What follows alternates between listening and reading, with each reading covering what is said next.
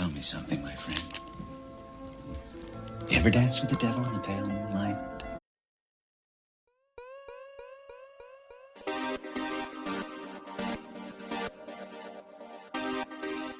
See, Jomo Kenyatta once said, when the missionaries arrived, the Africans had the land and the missionaries had the Bible. They taught us how to pray with our eyes closed. And when we opened them, they had the land and we had the Bibles. Do you see how swiftly they pull wool from the Lamb of God over our eyes?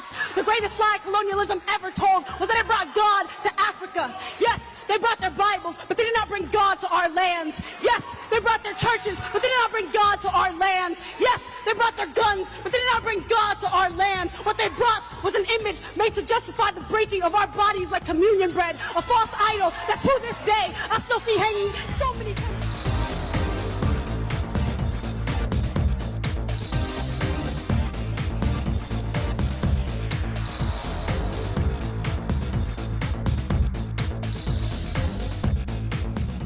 Mr. Carmichael, if you had the chance to stand up in front of the white community and say anything you desire, say to him, understand me, white man, what would you say? I would say, understand yourself, white man, that the white man's burden should not have been preached in Africa, but it should have been preached among you. That you need now to civilize yourself. You have moved to destroy and disrupt. You have taken people away. You have broken down their systems. And you have called all that civilization. And we who have suffered at this are now saying to you, you are the killers of the dreams. You are the savages. Yes, it is you who have always been uncivilized.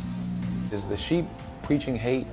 When he says, I'm not going to let the wolf eat me anymore. If the wolf comes in here, next time he comes in here, I'll do whatever I have to do to keep him off my back. Is the sheep violent or is the wolf the violent one? He wasn't teaching hate, he was teaching common sense. You know, somebody's knocking you over the head, stop them. Do whatever you have to do to stop him. You know, the ones that were knocking him over the head were afraid of the fact that he might swing back, so they said, no, he's teaching hate, he's violent. Outright wickedly racist. Right. Black people have never robbed you of your name. Black people did not put you in slavery.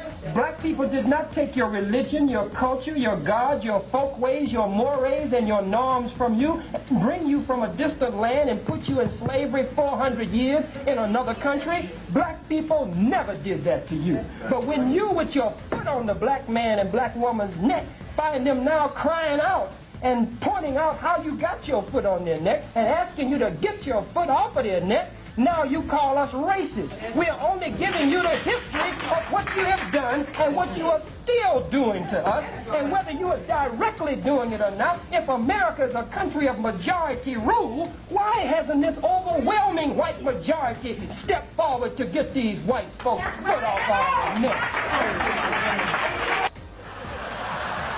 My white neighbor told me a joke, and then I'm finished, and I laughed so hard about her sister, who's a white woman, who baked the chocolate cake for her little white son.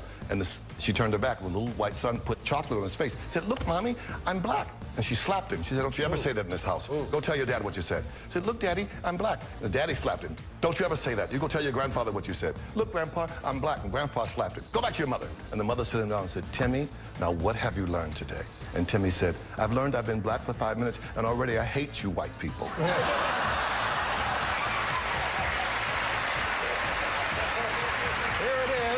Paul Mooney, Know Your History. Jesus was black and so was Cleopatra. Thanks, Paul. Good to see you again.